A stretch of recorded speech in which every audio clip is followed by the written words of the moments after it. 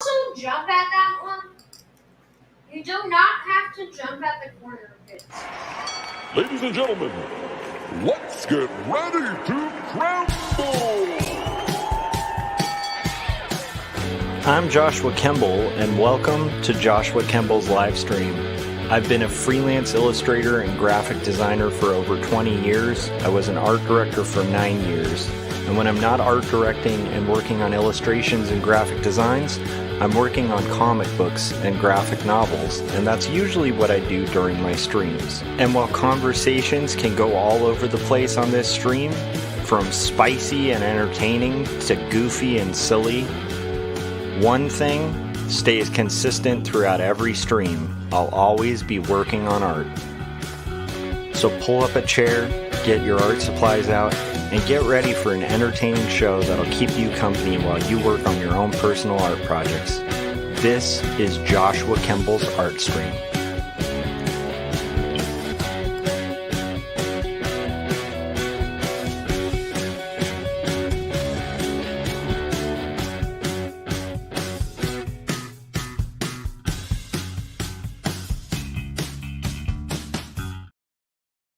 All right, let's go! Episode 302. What am I going to be doing today? Let's turn this music down just a tiny bit. We're going to continue working on the page that will not die. Page 79 of Not Death But Love, The Strange Supernatural Story of Elizabeth Barrett Browning, the graphic novel I've been working on for Turner Publishing. You're going to hear a lot of noises in the background because it's daytime.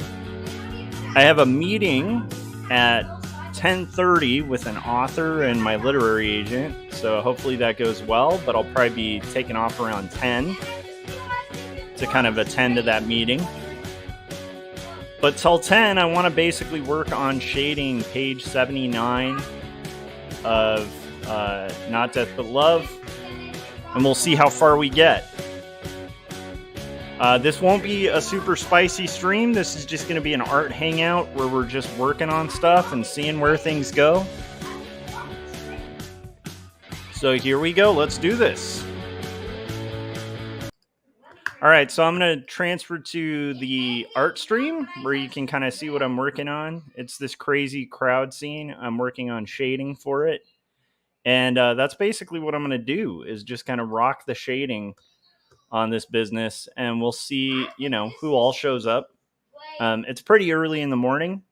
I did a great late night stream yesterday with and Frank Salazar, really good friend of the show, stopped by and hung out on stream for a bit. And so we're basically working on stuff. My son is talking to his cousin. They're talking about their game. They're playing Geometry Dash. Oh, Roblox. So that's kind of what's going on. And I'm having coffee and just getting some work done before my 10:30 meeting. What's up? Yeah. What? Yeah. To me, it's even more easy on the last stage. So anyhow, we're working on that, getting stuff done. Pretty exciting times. Let's see here. So there's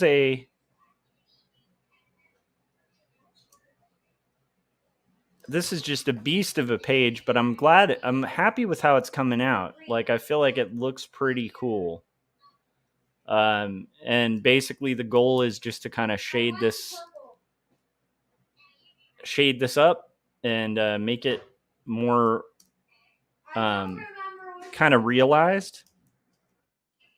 And the effect of this is it's going to kind of muddy down some of the details, which might actually be a good thing. I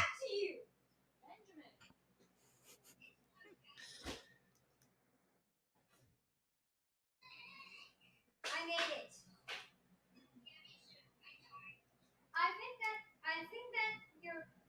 I think that your dead player report. So we've got some pretty interesting things coming up. I have a meeting with an author today that I'm really pretty excited about. I talked about it a bit yesterday, but it's one of those weird things that just kind of feels like potentially, you know, leading somewhere really positive. We'll see how that goes. You know, these things, like living in the Los Angeles area, there's a lot of like meetings that you'll go to, and you can't kind of get too excited about, because you know sometimes they don't pan out. It's definitely not uncommon to have somebody, you know, hype up like something, some project, something like that, and then it kind of doesn't end up panning out. But that being said, I have a really good feeling about this one. I used to be really trepidatious about, is trepidatious a word? I think it's a word. About kind of getting excited about possibilities, because I've always had the personality of I'd rather kind of expect the worst, you know, and then prepare for the best, because I tend to be fairly pessimistic. But in the last few years, I've allowed myself a little bit to enjoy possibility and enjoy hope for things. Um, because at the end of the day, when you're hoping for something, it kind of just sucks if it doesn't work out, regardless, like whether you get your hopes up or not. And so I've changed my opinion on that in the last few years, where I used to be like, this is like a preservation strategy, right? You don't want to get too excited about potential opportunities, because then, you know, you get excited, it'll lead to disappointment. And instead, I've actually kind of switched on that. And I think in general, it's okay to be optimistic about things, because at least you get to enjoy that moment of optimism. And worst case scenario, if everything doesn't work out, at least you had that moment. Whereas I think the other method, it just kind of leads to like, if it does work out, then you feel like you missed out on the fun of being excited about this new thing. And then you also, at the same time, if it does work out, kind of feel like you wasted a lot of time like fretting for nothing. um, and then if it, you know, if it doesn't work out, then it's like, well, you spent all this time feeling bad about something that you didn't have to feel bad about the entire time. So I don't know. That's kind of my take on it nowadays. I feel like my life is better being less of a pessimist. Which is funny because that goes fully against my nature. I'm a very like non-excited person when it comes to opportunities. Because like I said, I've kind of trained myself throughout the years to do the whole expect the worst, plan for the best, or hope for the best. But instead now I'm like, no, I'm gonna hope for it, and hopefully it kind of works out. So anyhow, that's a pretty cool thing happening today. Pretty excited about that. And then we're just kind of shading this insane crowd scene that I'm feeling better and better about, because it's coming out pretty good. It's almost unnoticeable, the level of work on it, which is actually pretty cool. That's kind of the goal. So we're basically doing that. Apparently Ben is standing on a waterfall in Roblox. I don't know if you can hear that in the background. So yeah, we're just going to do a real quick stream. May not be like too lively, because we're just kind of, our goal on this stream is just to kind of bust through as much of this work as possible and just kind of see how far we can get.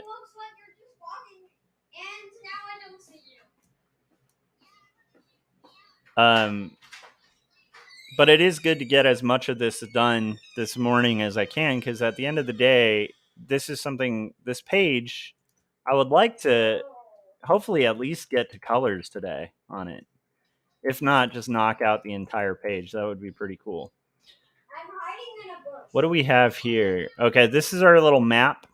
this is the advantage of a rough. It gives me a rough idea of where I'm going to go value wise and stuff like that on this. Right now I'm in a bush.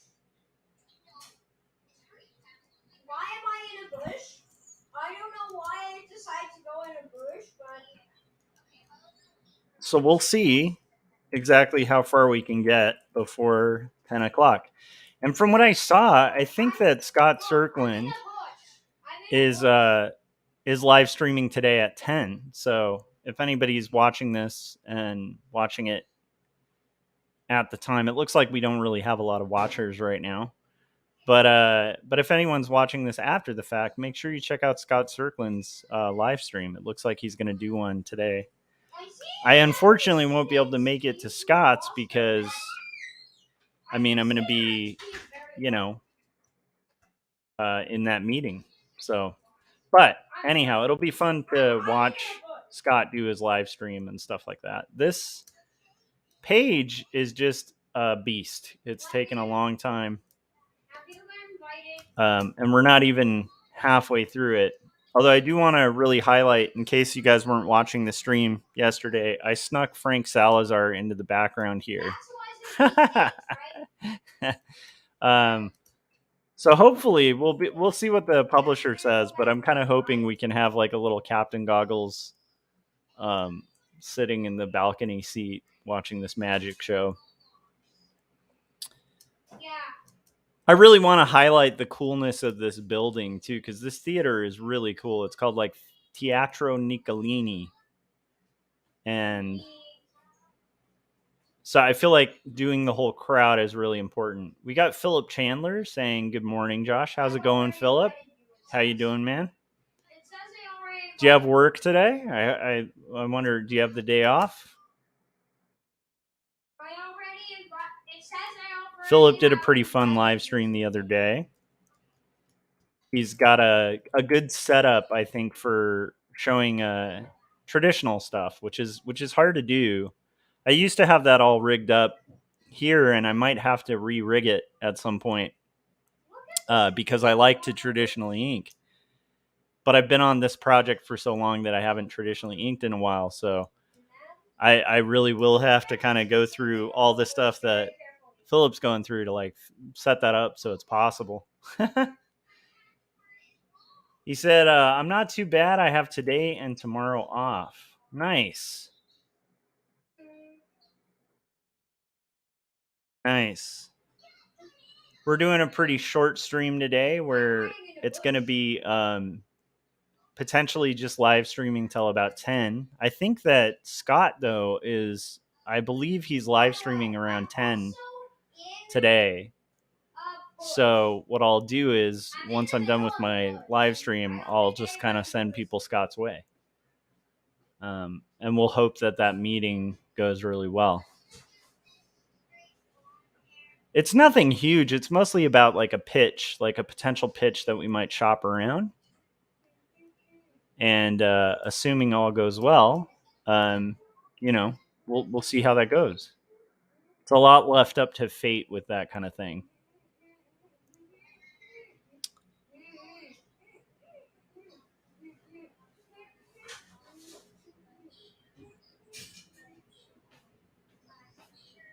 I think here I'm just basically trying to get these roof areas like more kind of defined. And I might even have it go a little more boldly to the end here so that we have like a more kind of clear thing when I erase it away. Eliza? Could you come over to this bush near the spawn for a second? So hopefully, I don't think anybody knows that I'm here. Hopefully we'll be okay on this beast of a page. But it's pages like this that actually, weirdly enough, kind of keep me interested in comics too, because there's always opportunities on every page. And I think to get into sequential art in general, taking joy in finding opportunities to kind of stretch your muscles as an artist or try something challenging, I think is like half the trick to like keeping these things really interesting. Yeah, Philip said if you finish when Scott starts, I'll check out his stream. Nice. Yeah, I think he'll be working on 3D art, which should be pretty cool, like relating to his video. But yeah, it's been I've been talking about this, but it's been an interesting and challenging few days, week ish, of like a lot of change, and I kind of think that I know it's weird, but it's like even though it feels a little scary doing a big life change, it also feels like really exciting and kind of like right. I don't know if that makes sense. I mean, we'll see if I remain feeling right about everything in like, a couple months. But for now, strangely, there's like a very strange peace that I feel the last like week or so where I just feel I know I'm talking about my feels, but I'm just saying like I kind of feel like it was the right thing to kind of head out on into the wilderness. But it's also a little scary because it's the wilderness, and the wilderness is a little scary.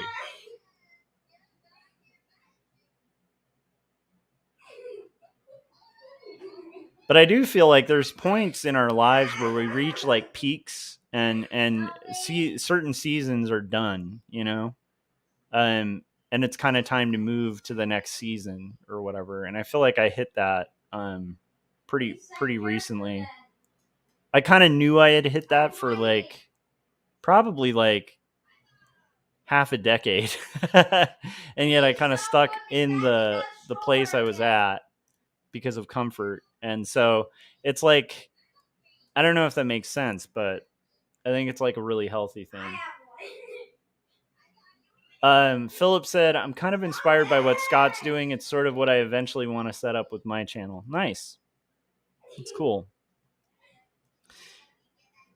Yeah, I don't even know what I want to set up with my channel. I feel like the thing I like doing is live streaming and hanging out with people.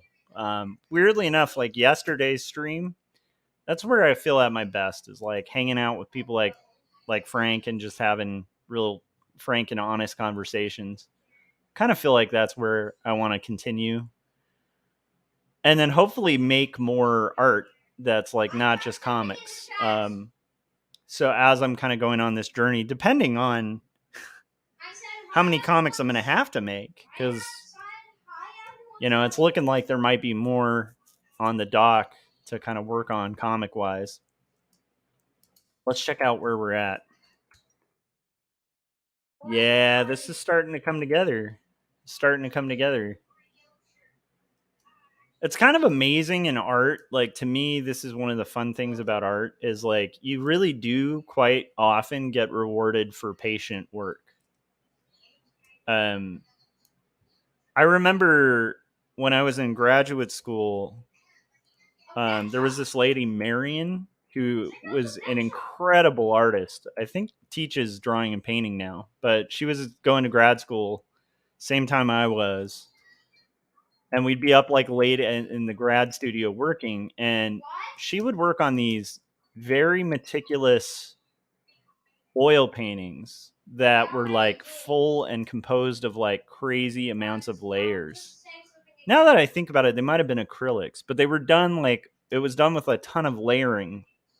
And so she'd do things like make a really big gradient wash, and then like it would have to dry, and then like overnight. So it would start as this like abstraction where you would see it, and it's like before she leaves it overnight, it's just a wash.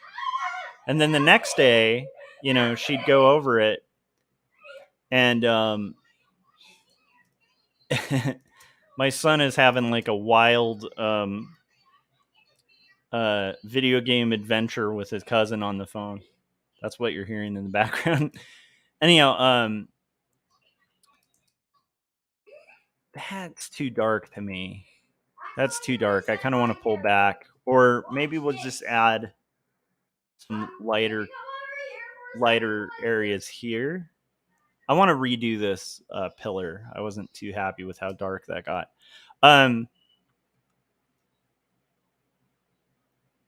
So anyhow, like I was saying about that lady I knew in grad school, then like what she would do is like pull out these stencils, over this wash that had sat overnight, and she would like stencil a pattern over it. So it was like, like a wallpaper type pattern over this wash. And then the next day, she would like mask off certain sections, and, these like abstract shapes of flat color just end up painted over that with like parts of the pattern kind of showing. And so what would happen is you'd watch this painting, and over months and months, it becomes more and more complicated. Starts as an abstraction, ends up being this like photorealistic picture of a woman looking in like a bathroom mirror with like this photorealistic but very colorful and abstract like pattern of wallpaper in the background.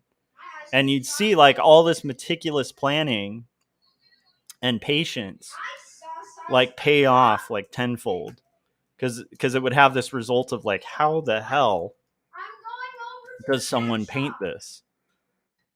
And it almost boggles the mind that somebody would paint it the way that she would, because at the end of the day, like, people just think like no one's going to spend the time to like do a wash overnight, let it dry, do a stencil overnight, let it dry, do layer after layer after layer after layer for months. No one's going to do that. So it just creates this crazy illusion of like impossibility, when really it's just a lot of patience. Obviously there's talent to it, but I guess that's a good example of what I mean by, I think patience pays off in art. I think half the trick is patience and stick-to-itiveness. I forget, somebody else called it like resilience or something when I've talked about this, but I feel like patience, stick-to-itiveness, resilience, weirdly enough, stubbornness. I think these are all things that like really help. So I'm kind of hoping in the process here, this page could be a disaster. Every time you work on art, you have a potential disaster on your hands, but I think it's going to reward. I think it's going to pay off, because it's kind of working. So if I trust the process and follow the process fully, it's like it should return.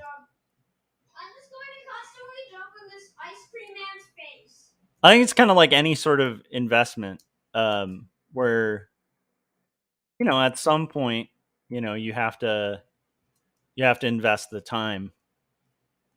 And I think that might be, this is a weird thing, but I think that might be one of the things that kind of keeps people back from like finishing sequential books, is it's scary to invest. There's, like, I've been doing very mild stock market stuff. I might have to get everything out of it that I have in it, depending on how financially well the position I'm in a few months is, because I'm definitely going to be on a much different kind of lifestyle and budget, potentially for the next, few months, if not years. And maybe it'll be financially better, maybe it'll be financially worse, but it's going to be different. But the reason I was bringing up stocks is like, when you first start doing stocks, it's like a little scary because it is real money, and it's like, the market goes up and down, and it's really, it's quite terrifying in a weird way to like invest, because you're like, dude, I mean, like, there's a bit of it that's a gamble. And a lot of it, you can take out the gambling by doing like a lot of research and like, trying to invest in companies that are really sound and that are going to have a good return and maybe accrue in value, or maybe have a good yield or something like that.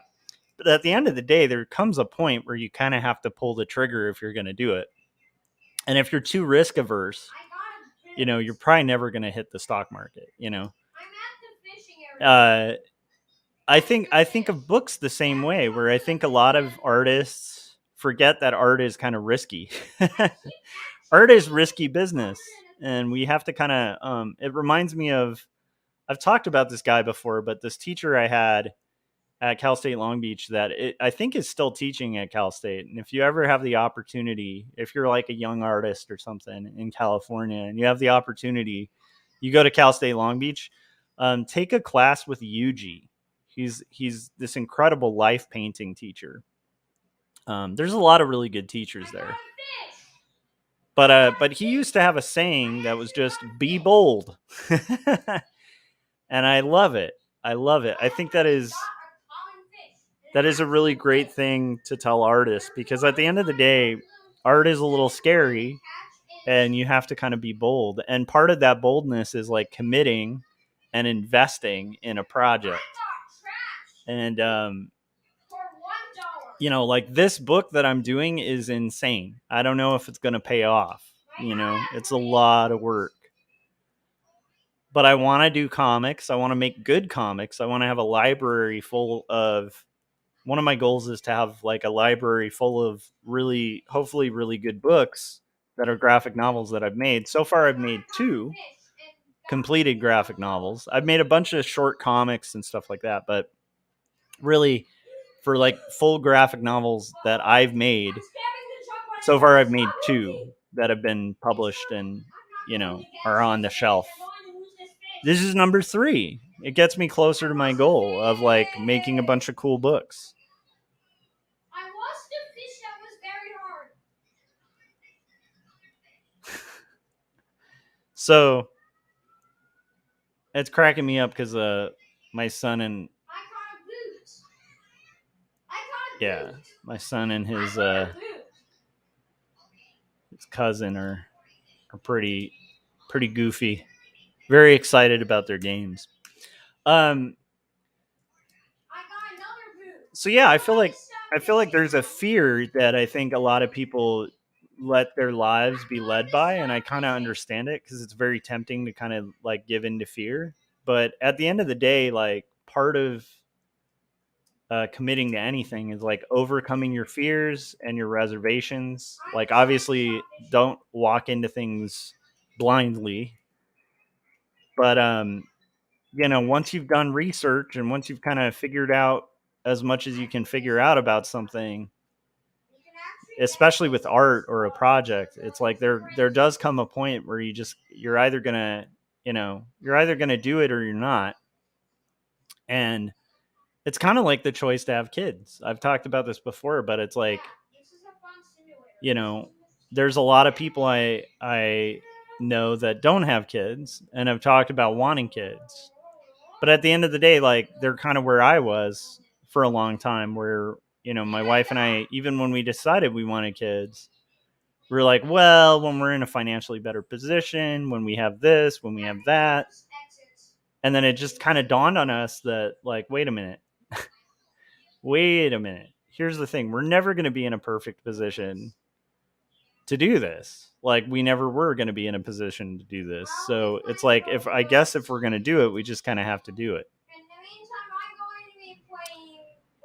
There comes a point in life sometimes with goals where there's risk and you kind of have to take calculated risks. And I think that's one of the scariest things. The reason I'm talking about this is this page is a good example of that, where it's a lot of time investment for one panel. Am I crazy? Am I spending too much time? I could literally go down a million threads of potential, failures.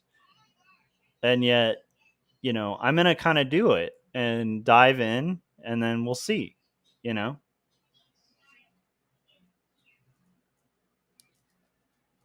So there's that thing of, that in general, I think in art, I think we can't forget that we're in a realm where there's a bit of risk to what we do. It doesn't mean we're all like wild, like gamblers or whatever, but it's like, I think sometimes people want things perfectly laid out. I think that's honestly one of the appeals of like conspiracy theories to people is like, this is just my speculation, but it's why like I would find certain conspiracy theories interesting.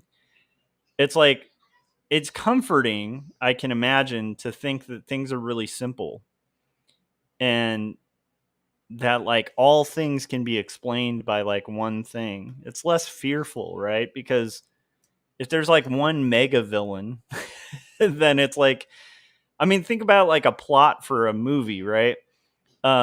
We all like a story of like a mega villain versus like a hero, and like I think the more convoluted the villains become, the harder it is to kind of enjoy the movie sometimes, because it's like, oh my gosh, like this isn't, I can't even keep track. Whereas if there's like one main villain, it's like very strangely comforting, because it's like, okay, if we get the bad guy, said villain, then like boom, everything's solved. Um and I think a lot of the time we do that with art and risk in general in life, where we want it simple, we want it mapped out, we want easy answers, we want black and white. We don't like ambiguity, you know?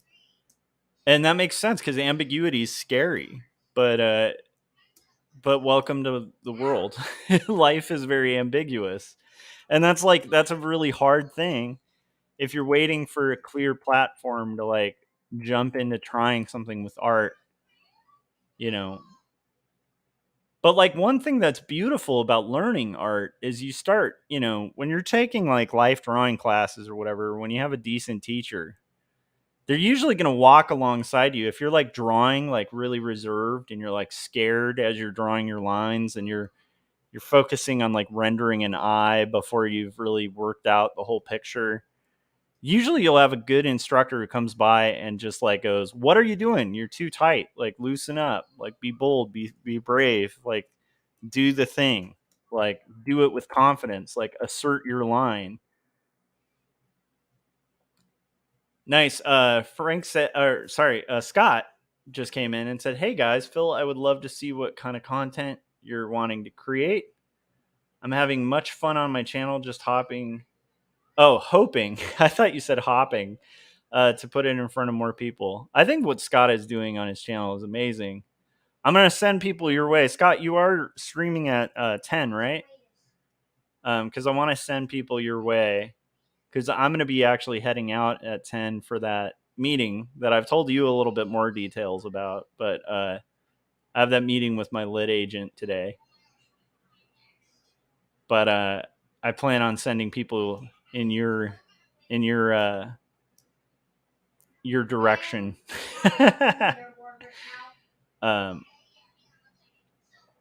Because it looked like you were doing a live stream today. Am I crazy? Nice. We got Bush1G saying, "Hi, what's up? How's it going?" Nice. Scott said, yeah, 10 o'clock. Good luck, Josh. Nice. Thanks. Yeah, I'm pretty excited about it. But because I have this crazy page, I need to take advantage of every minute I have to kind of like work a little further on it. I kind of like the idea of making it a little less clear kind of behind these characters.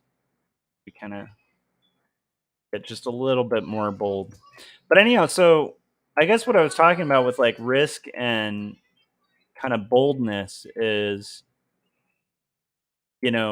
as cheesy as it is, it's like we're artists. And so, like, art is kind of a risk, and art is also very vulnerable. And I think the act of being an artist is kind of like a certain amount of bravery is required.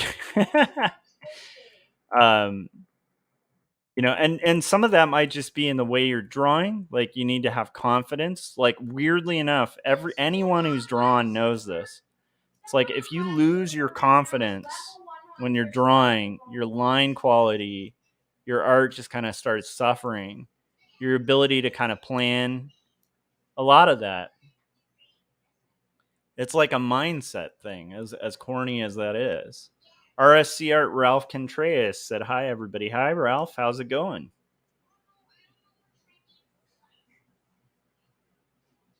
But yeah, I mean, I feel like at some point, kind of like with a drawing, where you kind of have to just commit to a drawing. Because if you're like, I don't know what this drawing's about, I'm just going to doodle. Let's say you're drawing from life and you don't know what the focus is going to be as you're drawing. It may not come out as well as if you like stop for a second, look at what you're drawing, say, this person has an amazing nose. I'm going to make this whole drawing kind of with a real focus on this amazing nose.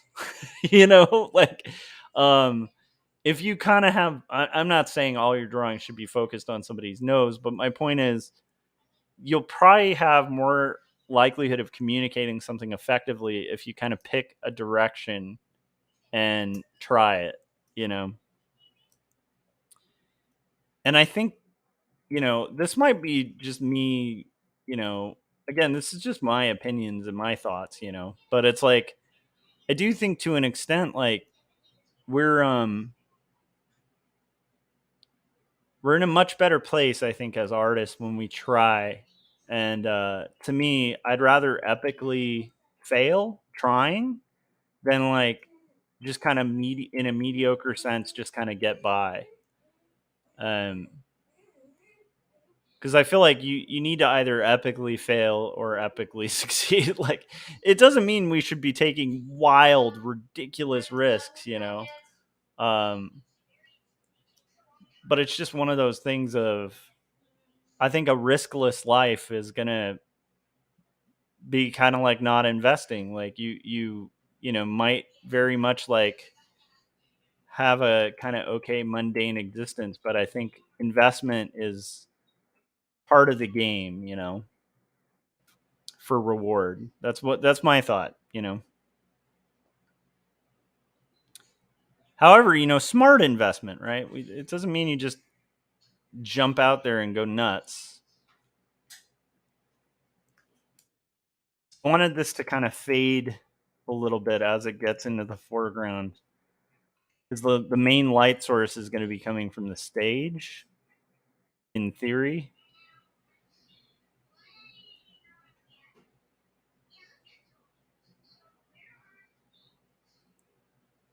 So we have another, let's see here, another hour to go. Well, not an hour, probably another half hour to go.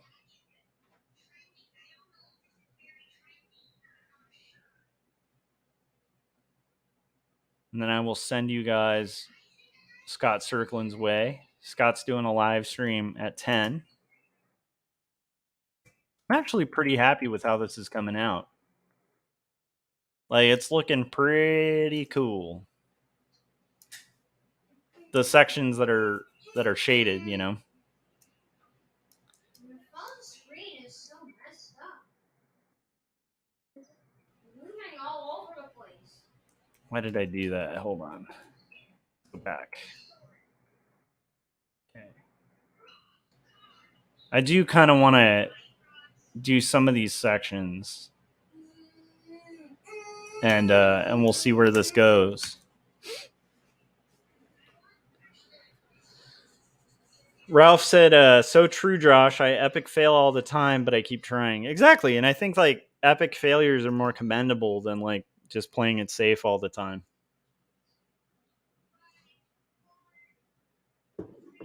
And the thing is, like, it's almost like contrary to nature, the idea of just total security and safety. um, yeah. And I know we all yearn for some security and safety, So I'm not trying to do like a YOLO, like you only live once, go wild kind of thing, but it's okay to go a little wild. It's okay to go a little wild. You know, it's okay to get a little bold. We're artists. We should be in the practice of getting bold occasionally.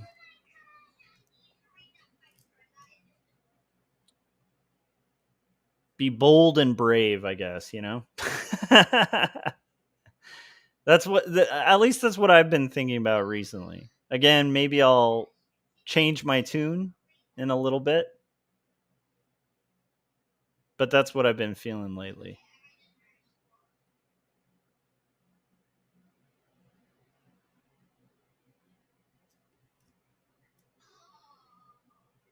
Which is easier said than done, you know? It's like you can actually understand a concept, you know, and it's harder to like put into practice sometimes, even if we understand a concept, you know?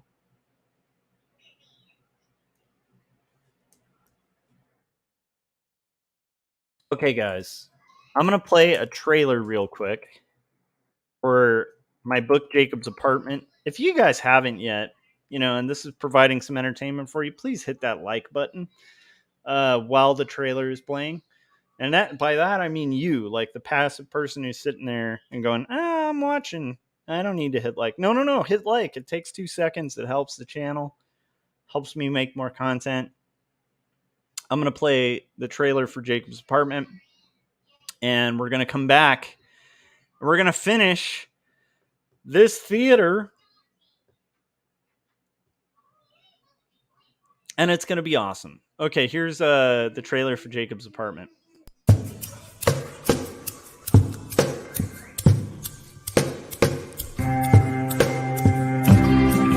Speak clearly, it seems that only in dreams can we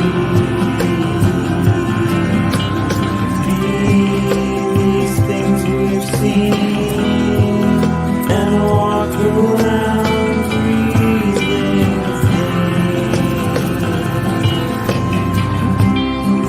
I don't know the part to play in this heart of mine. There's dissonant things, they split at the seams.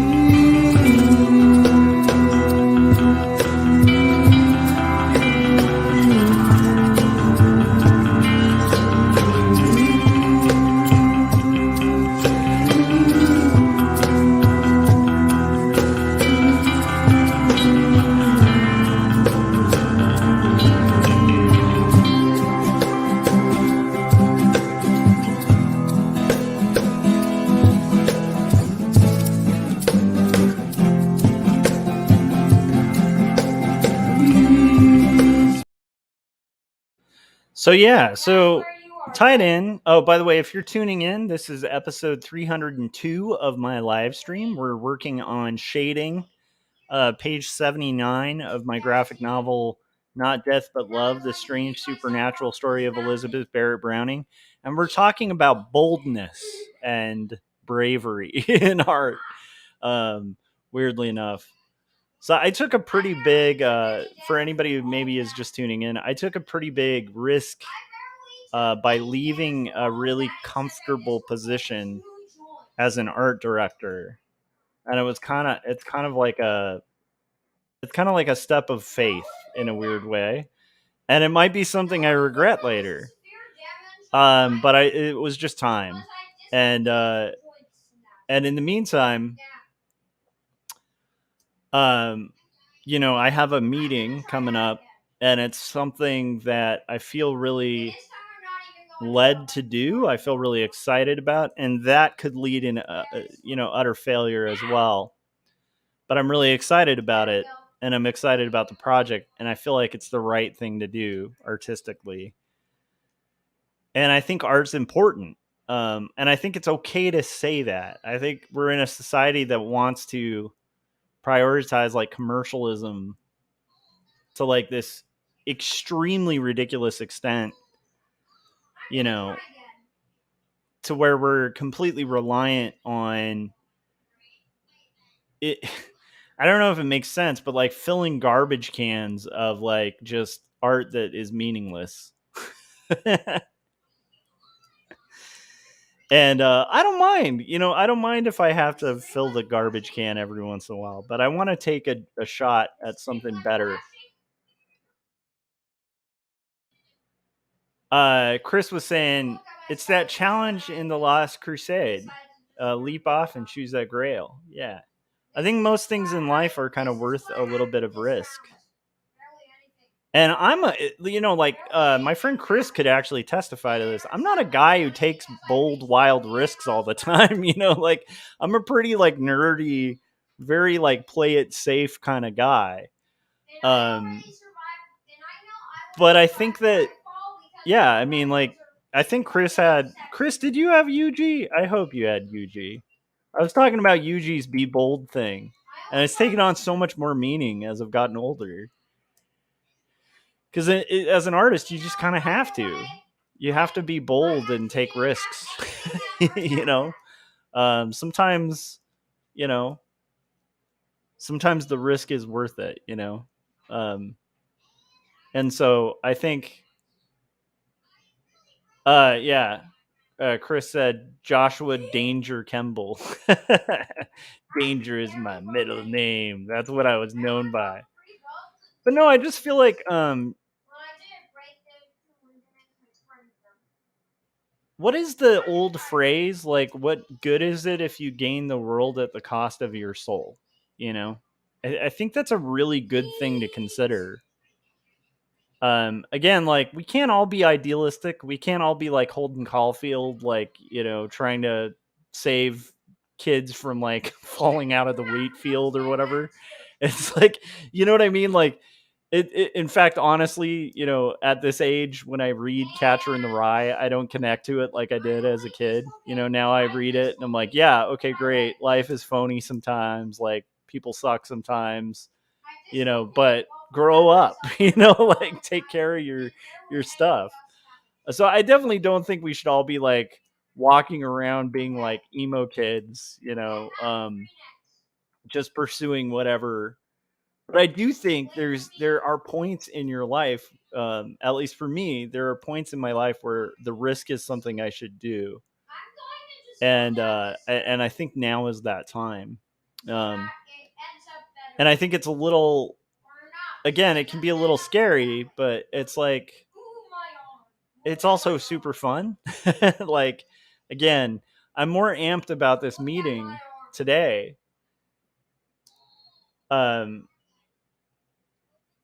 Yeah, Chris was saying color choices and thick paints. I remember, yeah. And the thing that I think stuck with me about UG is more just the overall lesson of like being bold as an artist. Don't be passive. Don't be timid. And I think that's true. I think we kind of need to be a little bit. We need to take some big shots sometimes. So anyhow, I feel a little better about this panel. There's been points in working on this panel where I felt like, is this worth it? Am I putting in too much on like one panel? I'm like, no, because like the cool thing about this is why I do comics. Like I do comics for things like this panel. I love things like this panel. I like those little things in comics where you look at it and you're like, this is insane. Like, why would you do this? I like those ones where you look at it and go like, why would someone draw every person in the crowd instead of just indicating them? Because I can. I don't know. Anyhow, I might also be hyping myself up a little bit for this meeting. I'm pretty excited about it. I think there's a lot of potential in this project, and we'll see where it goes. I also don't want to mislead people. Like it's, I might be potentially collaborating with an author who's well known.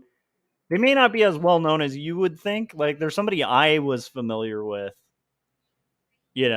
It's not necessarily, it's not like Stephen King or something. You know what I mean? I just want to really set that clear. It's not, but it's a pretty, it's an author who sold a lot of books. So, and honestly, an author who wrote a really, really brilliant, kind of inspiring screenplay that I kind of want to see as a graphic novel. Like I really want to see it come through.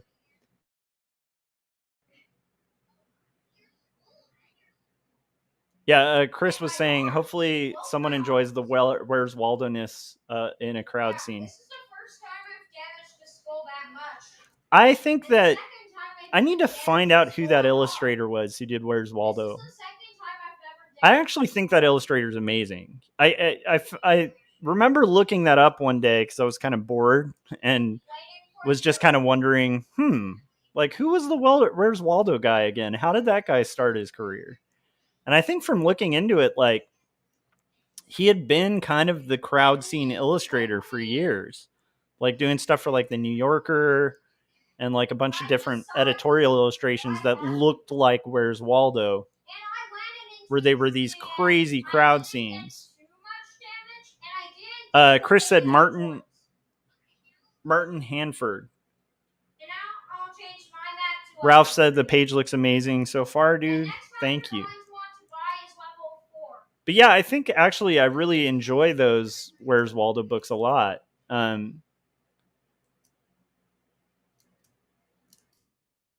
kind of feel like you can tell looking at those books that he's having a blast. Like, I don't know. That's another thing that's hard about art is it's fun is important too. Like, it's kind of important to enjoy what you're doing, even though it sucks. Like the whole process is hard. It's like finding those little moments where you can be really into it.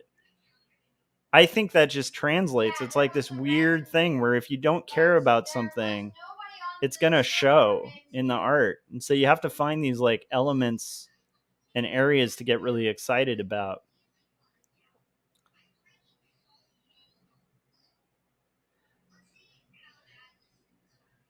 I just dislocated 2 joints. Look. My head didn't get any damage, but Benji and Eliza are playing some kind of game where they're dislocating joints. My ribs and a part of my arm, and I also dislocated my legs. I mean feet. What? So, how is everybody doing this morning? We got about 15 minutes left of this stream. How are you guys doing? What are you guys working on this early morning? I'll be streaming a lot today, probably. I plan on streaming more and finishing up this panel, or actually, honestly, I'm hoping to finish up this page. Although realistically, the shading is going to take a while, but this flat color situation is going to be rough.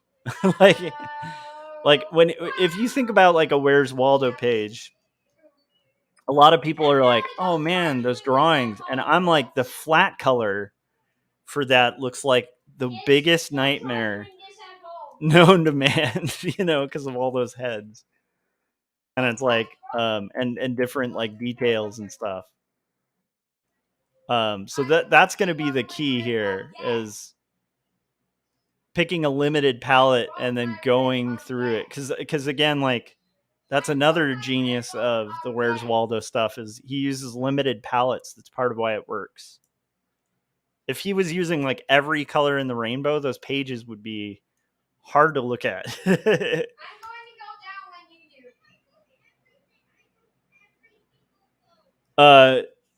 do. Chris was saying dislocating each other's joints. What is this? The Hunger Games? I think it's Roblox. I think they're playing Roblox.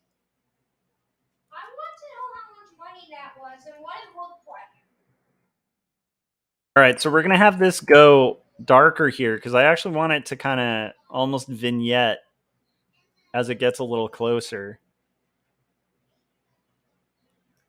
And we're just gradually kind of building this into a final piece. There's somebody on their server who is level 113 in this game right now. So I think that like the thing that's cool about art and life is kind of remembering that we are free. We are free, and we're, you know, like freedom may not be fun. Like sometimes freedom's a little scary, you know. Um there's an old saying that I think is actually, well, I don't even know if it's an old saying, but it's like a philosophical quandary of like, is freedom, like to an extent as people, like even as artists, like we want freedom for what we do, but freedom without boundaries is kind of limitation. So like, meaning if you have like full total freedom as an artist to just go wherever you want, a lot of people end up in that blank page problem, right? Because, you know, there's almost sometimes there's nothing more creatively stifling than somebody saying, "Hey, you can do whatever you want." You know, like, because it's like, well, wow, that's endless possibility, and endless possibility can actually be like the opposite of freedom, weirdly enough. Because like living in a world of endless possibility can almost be limiting, because it makes it harder to, like I was talking about with like bravery and boldness and stuff.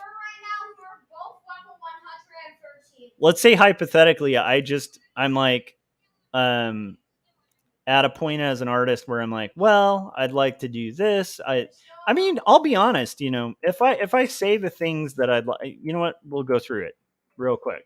We got 10 minutes. So as an artist, I would love to sculpt. Sculpting is really fun. I did sculpture when I was a kid. I really enjoyed it. I think sculpture is amazing. That would be a cool direction to go in. I would love to oil paint. I really enjoy oil painting, right? I'd love to do, I'd love to live in an alternate universe where I could do like gallery paintings in oil, and just observational paintings, you know, like from life. Because I really enjoy life painting. I'd like to do abstract paintings. It would be fun to do abstract art. I really admire abstract art. I think it's a cool challenge. Kandinsky's amazing to me. I'd like to be a straight up just solid graphic designer and just focus solely on type and design fonts. I could keep going. There's just endless things I'd like to do. The problem is if I start pursuing all those things at once, I'm actually more restricted than I was if I just pick something and just go with it. You know, like, um, and that's what I mean by like boldness and bravery. Like, there's a point where it can be comforting to live in this ambiguous zone of I like all these things. I therefore I'm going to do all the things. And there's something a little scary about, well, I'm going to pick one thing and I'm going to do that thing. That's a little scarier because then you have to commit to something. But in a weird way, by committing, you in turn are more free. Does that make sense? I hope that makes sense. I feel like buckling down and committing to something makes you more free than kind of leaving the windows open to all possibilities. I think it's a little scarier to do though, because again, like once you commit to something, let's think of another analogy.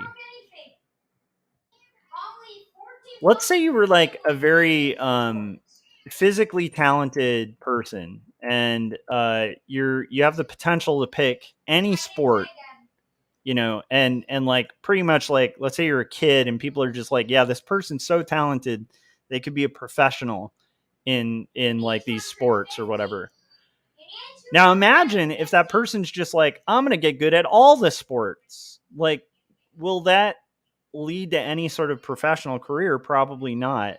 Whereas if they're like, well, I'm going to try some sports and I really like basketball, so I'm going to really focus on basketball. And then if basketball doesn't work, maybe we've switched to something else. I bet you're going to end up with a much better basketball player than somebody just trying to get good at all of it at once. I don't know if that makes sense. Chris was saying that's why art challenges work so well. Builds parameters to put creativity into action. For sure, yeah. I'm activating my firework. Benji's activating his firework. I just thought I'd share that. We have 8 minutes left, guys. And that actually was not as damaging as I thought it would be. We're getting there. I want to have this get much darker down here. I'll be waiting for you at the first stage. And then we're going to erase out the areas where we have the crowd. Do we want... I don't mind the door and the railing being a little lost in shadow. It's always tempting to keep all the details visible. That's one of my old habits that I have to fight a little bit. Because I think at my heart, like when I render, the rendering I'm most comfortable with is usually like very backlit, feathered stuff where you're doing... Everything has detail. Everything has like a rim light to it. Allowing some things to just fall into shadow is not a comfort zone for me. With drawing. And so allowing that door to just kind of sit in the background is actually like a thing I have to consciously tell myself to do. We don't need all details lit up at once. I dislocated literally 3 joints, sprained 66 ligaments, and broke 38 bones. I think the Roblox they're playing might be like a challenge to break a lot of bones or something. Because they're talking about ligaments and dislocations and stuff. Am I a bad parent that my kid is playing a game where the goal is probably to like dislocate a character's arms and stuff? Do you have Matt 4 now? If so, I don't know. I don't know what to say. Yeah, Chris was saying leaving out details in a drawing is like atmospheric perspective. I'm extremely happy with this left side of the image that's pretty much close to complete for shading. I'm like extremely happy with how this has come out. So I can't wait to finish the other half. We're probably going to be doing that.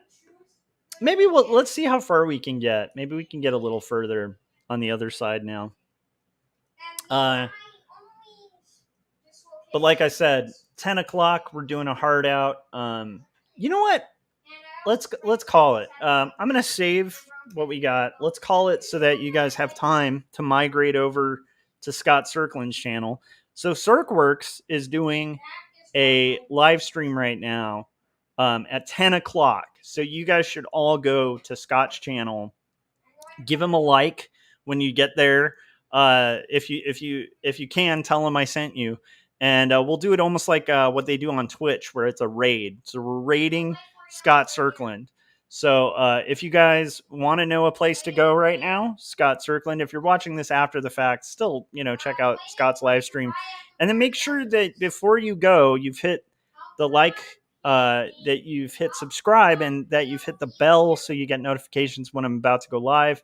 I will probably go live again after this meeting is going. So yeah, anyhow, I'm really excited. I'll let you guys know how the meeting goes, and let's go raid Scott Circland. I will see you guys on the next live stream. Thanks, and I appreciate you all. And I'll be streaming later today, so I'll see you then. Make sure you hit that bell. All right, bye.